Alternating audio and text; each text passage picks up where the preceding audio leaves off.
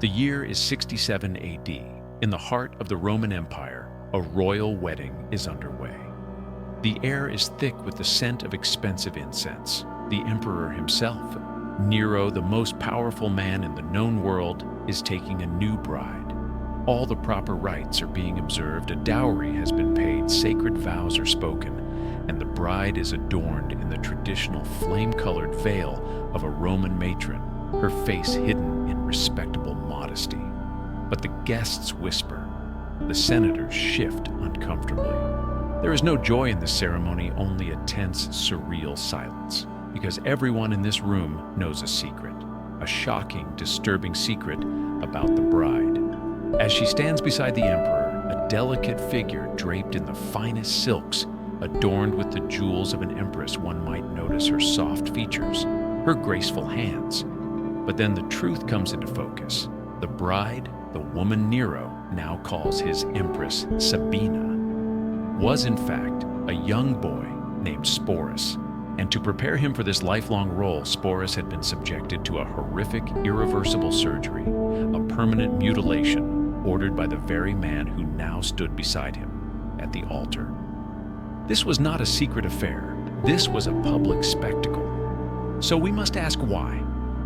Why would an emperor, a man who could have any woman in his vast empire, do this? Why would he castrate a young man, dress him in the clothes of a woman, and marry him in a public ceremony as if he were his queen? Was this an act of defiant love, a complete and total descent into madness? Or was it the result of something far darker and far more twisted hiding in the emperor's past? Welcome to Cursed Chambers, where we learn that if you can't be with the one you love, you create a surgically altered, anatomically incorrect replica. And you thought texting your ex was a bad idea. To even begin to understand how an emperor could marry a castrated boy, you have to understand the world that created him. Our story is set in Rome in the 60s AD, the absolute, undeniable center of the known world. This was the global hyperpower, a sprawling, magnificent, and deeply schizophrenic city.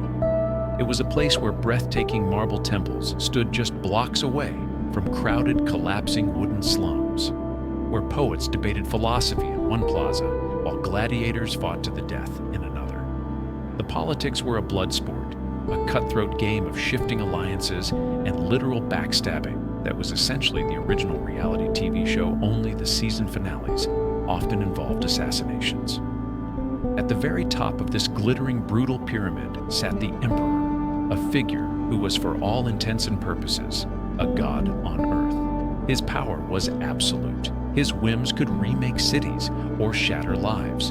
And beside him, in theory, stood his female counterpart, the Empress, the Augusta. Now, to understand the rules of this particular game, you have to realize that the role of an empress was not just about being the emperor's wife. She wasn't just a quiet partner who hosted the occasional dinner party. She was a vital piece of state machinery. In this world, a royal woman was a strategic instrument.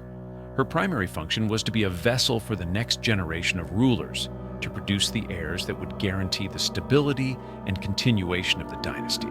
Her face was minted on coins, her statue stood in public forums. She was a living symbol of motherhood, piety, and the security of the Roman state. The idea of love in a royal marriage was, as it often is, an entirely optional bonus feature, and one that was rarely the point of the exercise. So when Nero decided to place a man in this role, he wasn't just making a bizarre personal choice. He was taking a sledgehammer to one of the most sacred public institutions in the empire. And then there's the question of Roman sexuality, which is where our modern brains can get a little tangled. This wasn't a world of gay or straight as we define it.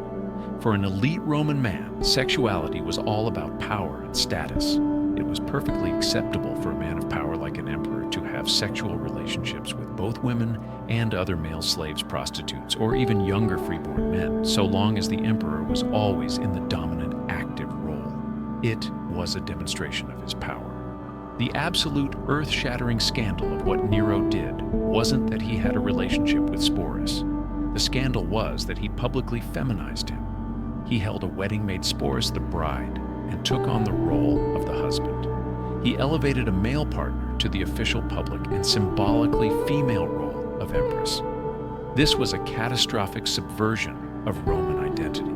It was a public declaration that the emperor, the symbol of Roman masculinity and dominance, was playing the part of a husband to another male. It was seen as weak, decadent, and deeply unnatural. He wasn't just breaking a rule, he was breaking the very concept of Roman power. Now let's meet the key players in our tragedy, the three people at the heart of this storm. First, of course, is our protagonist, Emperor Nero. If you only know one thing about Nero, it's probably that he was a tyrant who fiddled while Rome burned. But he was so much more complex and frankly weirder than that.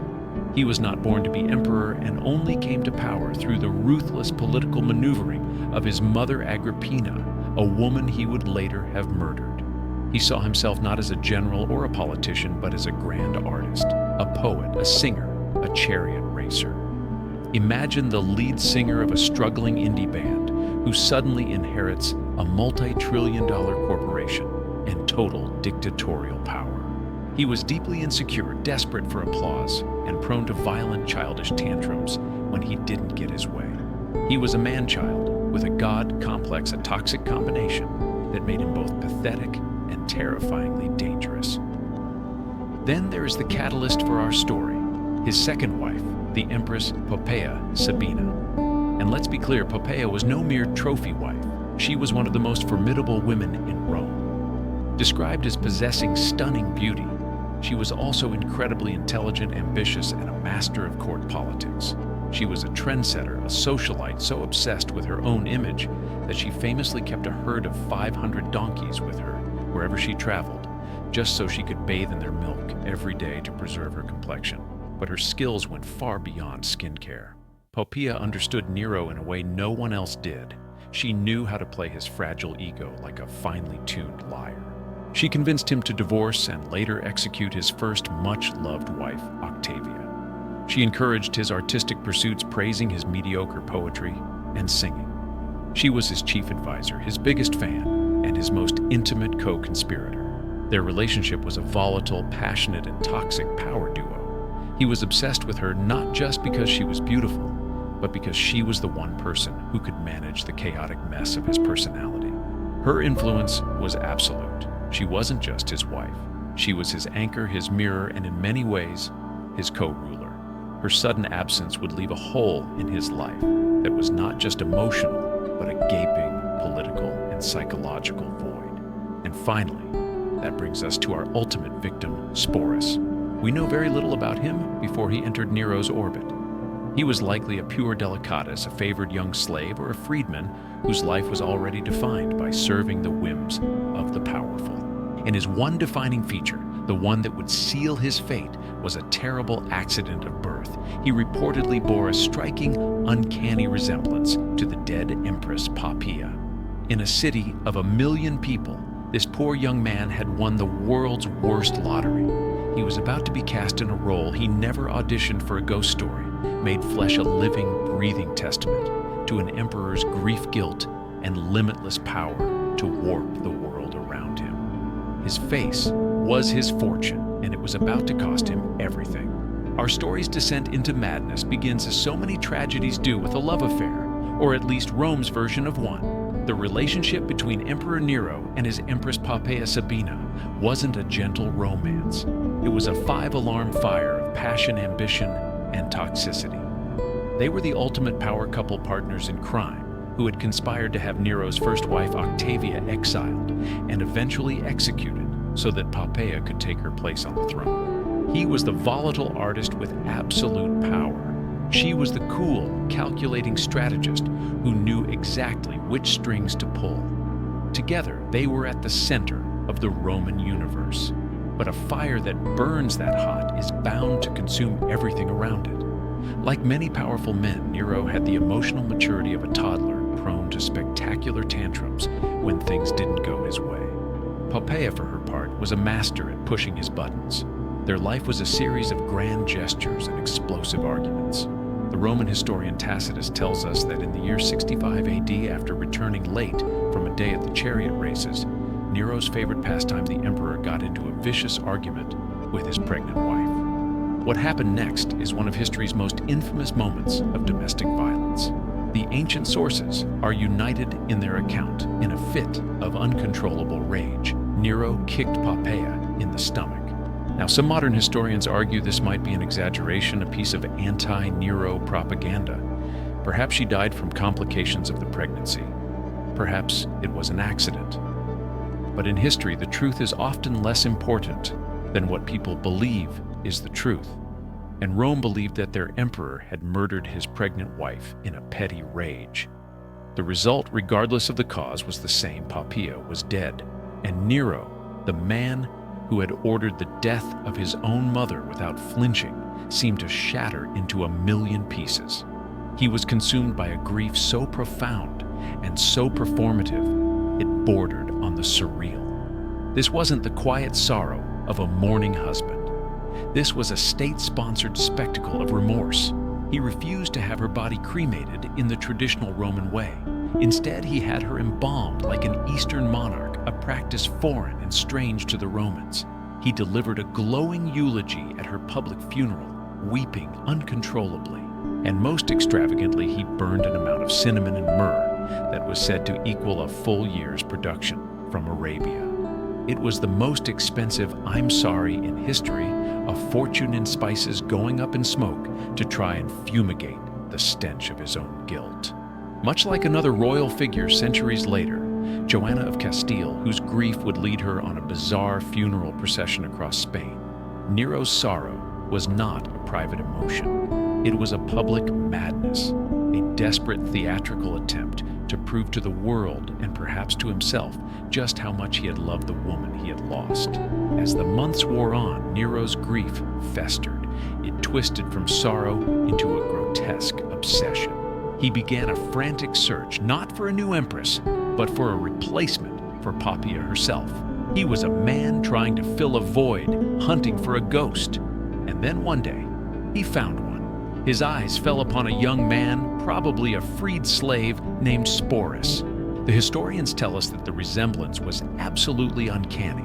This boy had the same face, the same features, the same gentle air as the dead empress. For Nero's unraveling mind, this wasn't a coincidence. It was a sign from the gods. It was a second chance. For a narcissist like Nero, this was the perfect solution. He could have his beloved Poea back, but as a silent, compliant, and powerless version. It was a ghastly upgrade, Poea 2.0 now, without the arguments and the pesky independent thoughts.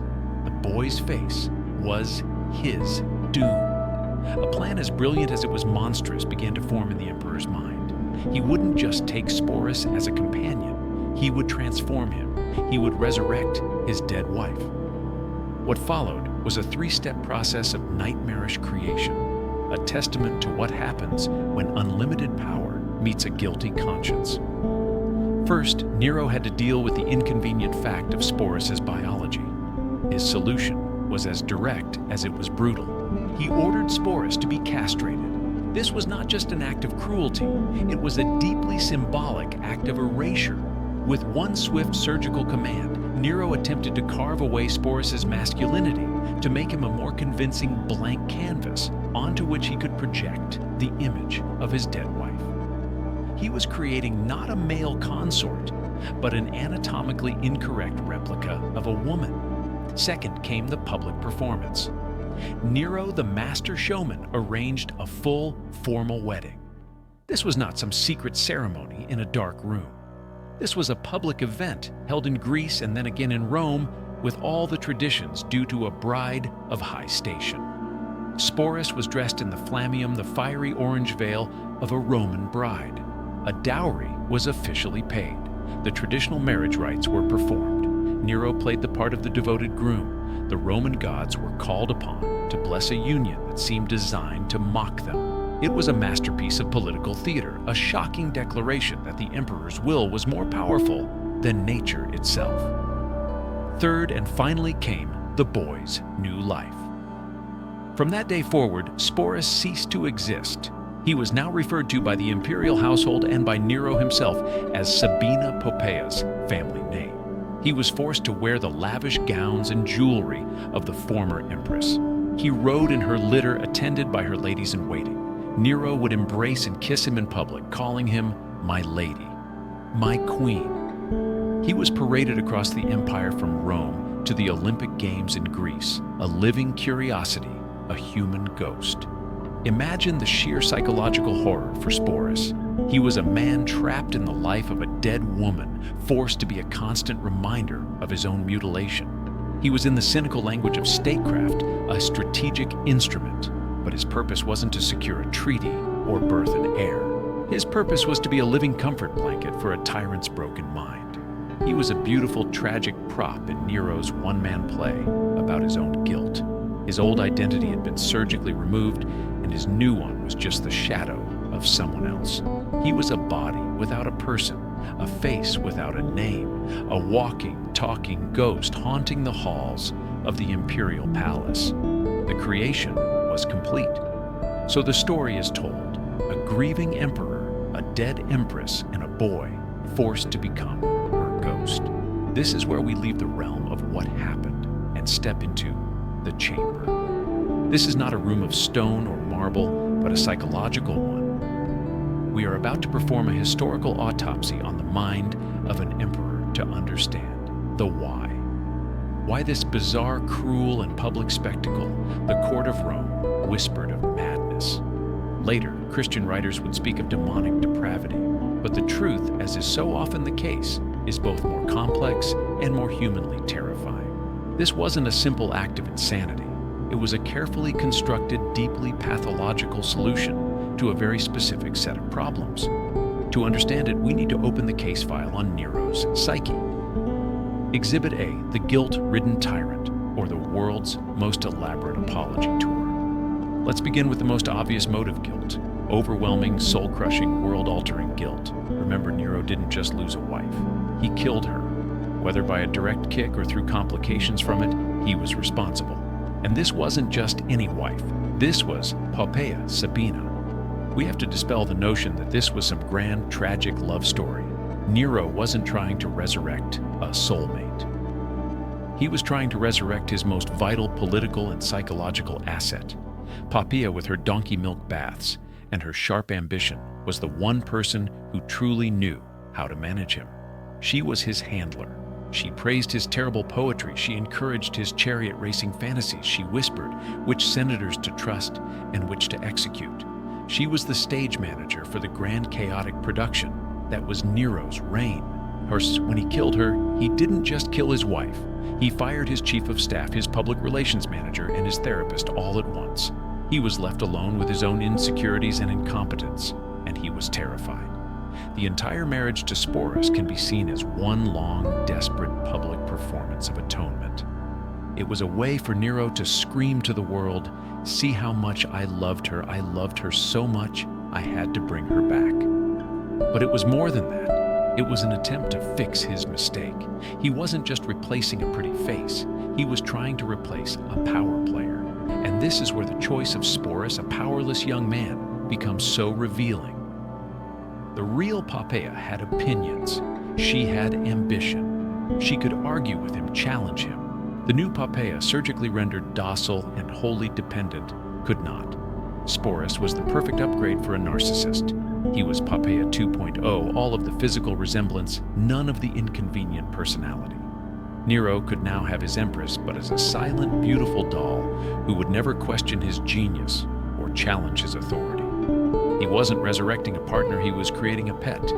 This wasn't an act of love for Sporus. It was an act of profound self-love and self-preservation by a man haunted by what he had done. Exhibit B, the ultimate power. Fantasy or reality is what I say it is, but guilt alone doesn't explain the sheer audacity of the act.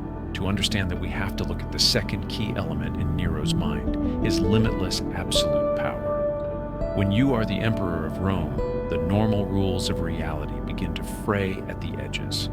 Your will becomes law. And for a man with a god complex as vast as Nero's, this power was a license to redefine reality itself. The marriage to Sporus was the ultimate flex. It was a terrifying demonstration of his power over everything, over society, over tradition, over gender, and over nature. Think about the message it sent. He wasn't just breaking the rules of marriage, he was declaring that he was the rules. You say a man cannot marry a man, he was effectively saying. Watch me. I will hold a public wedding and you will all attend. You say a man cannot be a woman. Watch me. I will take this boy, have him altered, dress him in the imperial purple, and you will all address him as Your Majesty the Empress. This was an act of profound philosophical arrogance. It was a man playing God, not in the metaphorical sense, but in the most literal way imaginable. He was creating a new reality through sheer force of will. He was showing the Roman elite, the senators and aristocrats who secretly despised him, that he was so far above them that their customs and their morality were meaningless trifles. He could turn a man into a woman, and a tragedy into a wedding, and they were powerless to do anything but watch and applaud politely. It was the ultimate act of a bully, a way of rubbing his omnipotence in the face of the entire world. It wasn't madness in the sense of losing touch with reality. It was the act of a man who believed his reality was the only one that mattered. Exhibit C, the unfortunate mirror, or the tragedy of Sporus. And that brings us to the final and most tragic piece of evidence in our investigation, Sporus himself. In this entire sordid affair, he is the only true innocent and the one who paid the highest price. He is often a footnote in Nero's story, but his experience is the key to understanding the true horror of what happened. Sporus was not a person in this drama. He was a prop, a living mirror forced to reflect the image of a dead woman, to soothe the conscience of the man who had shattered his life. Imagine the psychological torture. Every morning he would be dressed in women's clothing, the very silks and jewels that had belonged to Poea. Every day he would be addressed by her name, Sabina. Every time the emperor looked at him, he wouldn't see Sporus. He would see a ghost. His identity was systematically and surgically erased. He was a man forced to live as a woman, a living person forced to be the understudy for a corpse. And the final cruelest irony is found in his name. The Greek name Sporus literally means seed or sowing. It is a name synonymous with generation, with the act of creating life. It was the name given to a boy who had been brutally and permanently robbed of his own ability to do so. His existence was a constant walking paradox. He was a symbol of life, the resurrected Poea, who had been created through an act of profound mutilation. He was a symbol of female royalty, who was biologically male. He was a symbol of the emperor's love, who was in fact the ultimate symbol of his capacity for cruelty. Sporus's life after the wedding was a living death, a performance he could never escape for an audience of one deeply disturbed man. So what was the real cursed chamber? It wasn't a haunted room in the palace. It wasn't a place of supernatural evil. The cursed chamber was the mind of Nero himself. It was a prison haunted by the ghost of a woman he had killed. It was a throne room where his absolute power allowed him to act out his darkest, most narcissistic fantasies without consequence. It was a theater where he was both the playwright and the lead actor in a grotesque drama of his own making. The marriage to Sporus was not an isolated act of madness. It was the ultimate symptom of this internal cursed space. It was the terrifying logical endpoint of a journey that began with a guilty conscience and was fueled by unlimited power. It was a desperate surgical and public attempt to cosplay his way out of a murder using another human being as the costume. And in doing so, Nero didn't just create a fake empress, he revealed the true monster on the throne. And so, we close the door on Nero's cursed chamber, his mind.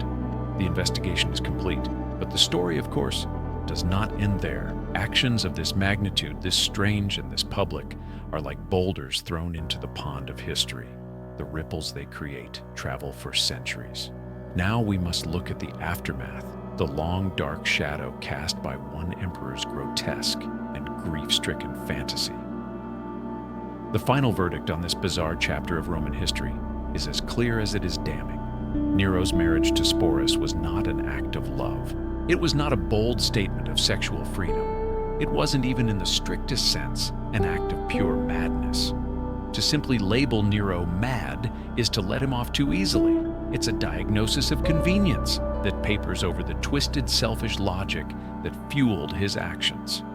This was a calculated, theatrical, and deeply narcissistic act of public penance. It was a tyrant's attempt to cosplay his way out of a murder to build a living shrine to his own guilt.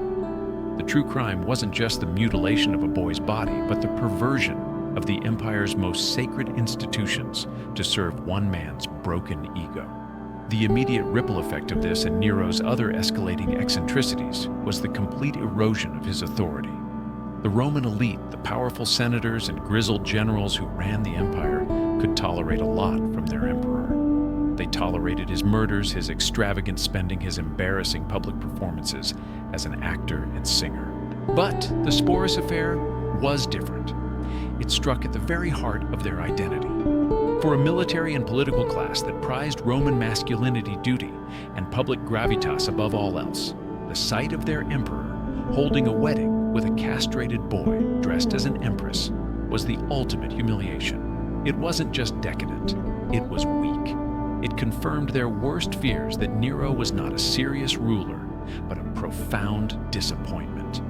A theatrical liability who was tarnishing the majesty of Rome itself. This act, meant to display his absolute power, was ironically interpreted as a sign of his unfitness to rule. It was another log on the bonfire of resentment that was growing across the empire, a fire that would soon burst into open rebellion. In the year 68 AD, just a year after the wedding, the revolt began. The governor of Gaul Vindex rose up against Nero, and soon after the governor of Spain, Galba, joined him. The Senate, sensing its moment, finally found its courage and declared Nero a public enemy.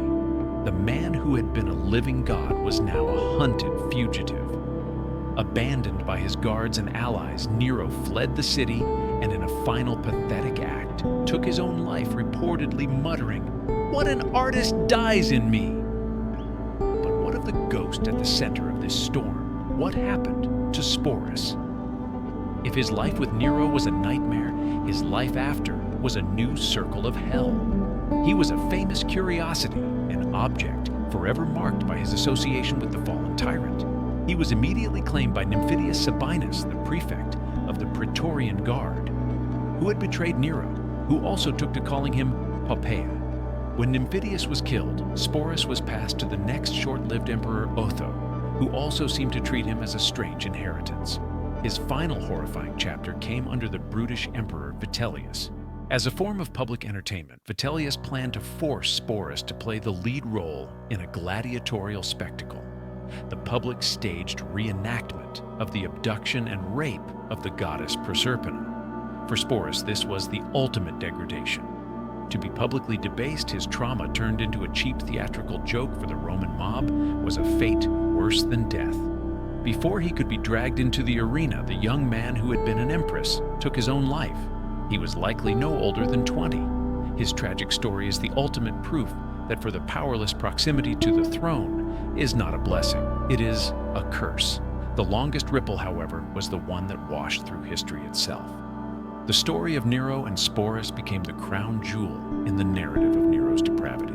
Just as the Tudor historians would later paint Richard III as a monstrous villain to legitimize their own dynasty, the historians writing after Nero under the new Flavian dynasty had every reason to portray him in the worst possible light. The Sporus affair was perfect ammunition. It was shocking, bizarre, and neatly encapsulated everything that was supposedly wrong with the Julio-Claudian line. It became a cornerstone of the Nero myth, a story told and retold to serve as a cautionary tale about tyranny. The grotesque wedding wasn't just a historical event, it became a political tool, a propaganda masterpiece that helped justify the old dynasty's fall and celebrate the new one's rise. So in the end, what are we to make of all this? What is the final human insight we can draw from this bizarre, sad, and horrifying story? It is first and foremost a visceral warning about the nature of unchecked power.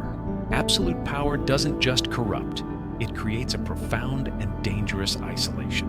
It builds a world around a ruler where there is no, where every whim is indulged, where every desire is met until the ruler's own ego becomes the only reality. Nero didn't live in our world.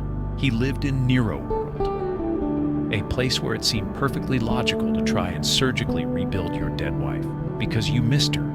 This story shows us that giving a man the power of a god doesn't grant him divine wisdom. It just gives him more destructive and creative ways to act on his own very human flaws. It's also a deeply disturbing look at the intersection of grief and narcissism. Nero's grief for Poea was almost certainly real, but it was the grief of a narcissist. He didn't mourn for the independent, powerful woman she was. He mourned the loss of what she provided for him. Adoration, political counsel, a reflection of his own greatness. His solution, therefore, wasn't to honor her memory. It was to create a new, better object to serve his own needs, an object that looked like her, but would be silent, compliant, and eternally under his control. But the most haunting lesson lies in the erasure of Sporus. His story is a chilling reminder of how easily the powerful can overwrite the identity of the powerless. He was a human being with his own thoughts, feelings, and future, all of which were deemed less important than an emperor's fleeting emotional whim. He was turned into a living vessel for someone else's memory, a ghost walking in another's shoes. It's a powerful testament to the idea that the greatest cruelty is not always violence, but the complete and total annihilation of a person's self. In the end, the story of Nero and Sporus feels like a dark myth, a fable concocted to warn us about tyranny. But it's true, and it stands as history's most visceral reminder that when you strip away the marble, the purple robes, and the title of emperor, you are often left with just a man, a flawed, broken, and terrified man, acting out his own personal tragedies on the world stage with devastating consequences for everyone caught in his shadow.